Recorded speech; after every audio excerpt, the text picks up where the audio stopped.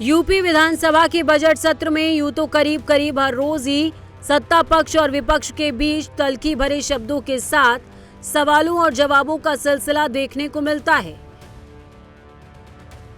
जिसमें दोनों पक्षों के बीच में जवाबी वार पलटवार देखने को मिलता है। लेकिन मंगलवार को यूपी विधानसभा में तब एक अनोखी तकरार देखने को मिली जब सपा विधायक रागिनी सोनकर और माध्यमिक शिक्षा मंत्री गुलाब देवी के बीच शायराना अंदाज में शुरू हुई कि श्री रामचंद्र कह गए सिया से ऐसा कलयुग आएगा, मेरे नाम से सत्ता पाकर सबको आंख दिखाएगा, धर्मों पर लड़वाएगा और जाति पर बंटवाएगा, गरीबों के बच्चों की शिक्षा को रौंदा जाएगा। सुन लीजिए, गरीबों के बच्चों की शिक्षा को रौंदा जाएगा।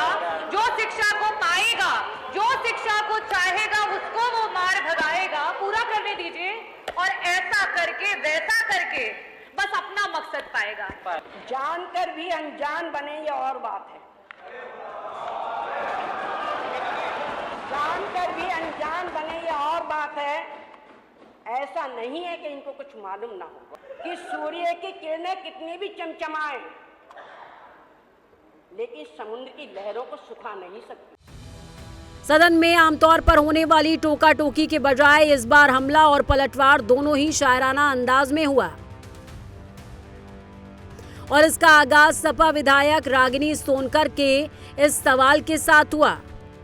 90% उत्तर प्रदेश में इंटर कॉलेजेस है, आज किन्हीं ना किन्हीं कारणों की वजह से सरकार वहां पे जो है बच्चों को साइंस की पढ़ाई नहीं दे रही है। मेरा पहला प्रश्न आपसे ये है कि इन इंटर कॉलेजेस में क्या साइंस की शिक्षा को लागू किया जाएगा?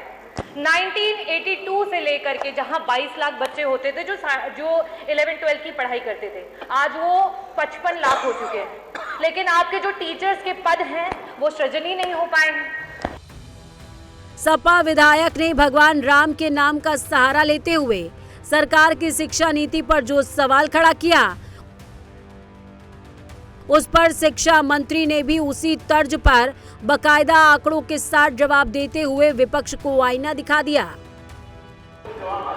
प्रदेश में 974 राजकीय कॉलेज संचालित हैं, जिनमें 3 राजकीय बालिका इंटर कॉलेजों को छोड़कर शेष 971 राजकीय बालिका इंटर कॉलेजों में बालक बालिका में विज्ञान संकाय का पद सृजन है और उसमें मान्यवर पढ़ाई की सुविधा है।